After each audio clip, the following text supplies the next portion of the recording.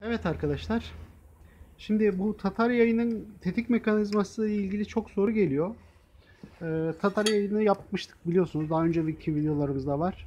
Tetik mekanizmasını tamamen bilgi istiyorlar. Onun için çekiyorum ben bu videoyu. Şimdi göstereyim. Tetik mekanizmamız şöyle bir şey. Görüyorsunuz. Şöyle şuraya ok girmesi için bir kanal yaptık.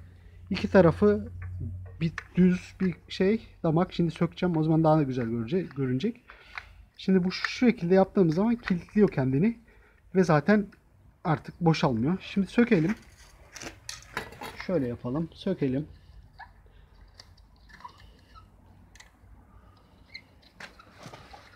Ben civatayla bağladım. Siz istediğiniz gibi hani size kolay ne gelirse ona göre bağlayabilirsiniz.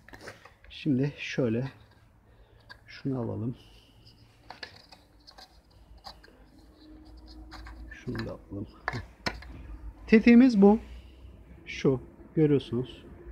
Şöyle ağaçtan oyduk kendimiz. Teli tutan mekanizmamız da bu. Şöyle şu damağa geçiyor telimiz. Şimdi çalışma sistemimiz ne anlatayım. Şu şekilde oturuyor. Oturunca bunu kilitlemiş oluyor. Tel boşa çıkmıyor. Ondan sonra şey yapmıyor. Fırlayıp gitmiyor yani. Tetiğe bastığımızda dönüp teli serbest bırakıyor. Şimdi şöyle göstereyim bir de. Üzerinde göstereyim. Şöyle.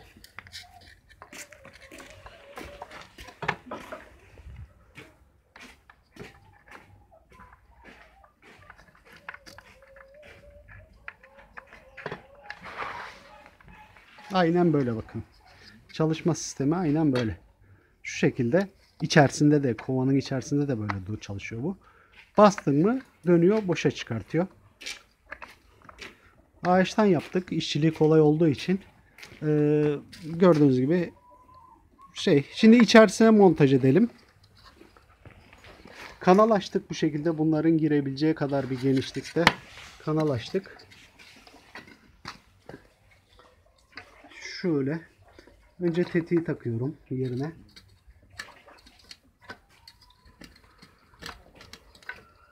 Tabii ki deliği tam denk getirmemiz gerekiyor ki otursun.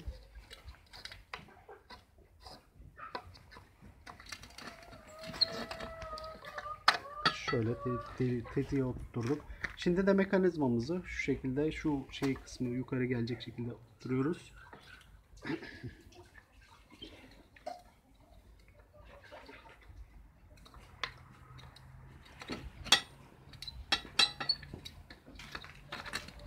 Taktık. Tekrardan gene böyle mekanizmamız bu şekilde kilitlendi. Somun ve pullarını takalım.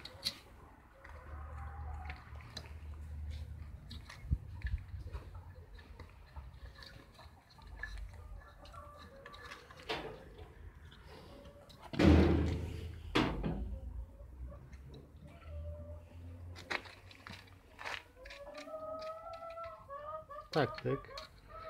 Sistem bu.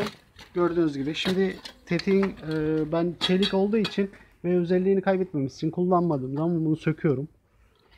Takalım. Şu şekilde sistemimiz çalışıyor. Nasıl takıyoruz? Şöyle dönebilir. Damağa geldiğinde oturtturuyoruz. Elle destekleyip çekip takıyoruz. Şu anda atmaya hazır. Şimdi şöyle bir atalım. En azından kurtuluş şeklinde görün. Tetiğe tutup bıraktığım zaman bu şekilde atıyor. Tekrar kuralım. Şöyle. Şimdi şu parça ne işe yarıyor? Bu parçada bunun üzerine ok koyduğumuz zaman düşmemesini sağlıyor. Bunun da cıvatasını takalım. Hem okun duruşunu da görün.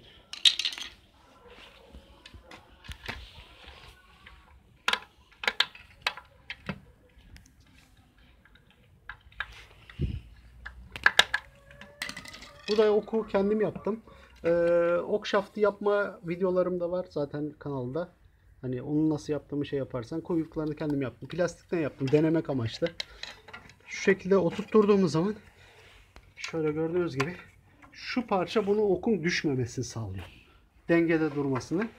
Aşağı tuttuğun zaman düşüyor. Kaldırıp atmamızı sağlıyor. Aynen böyle. Atmayacağım şimdi. şey oluyor. Bir de alttan da görün nasıl tetik mekanizmanın çalıştığını. Bakın tetiği basıyorum. Sistem bu. Yapabilirsiniz. Ağaç işçiliğinden biraz anlıyorsanız veya elinizdeki malzemeye göre yapabileceksiniz. Yaparsınız. Eğer beğendiyseniz beğen tuşuna basın ve kanala da abone olursanız bu şekilde videolarımız daha çoktur ve olacak da.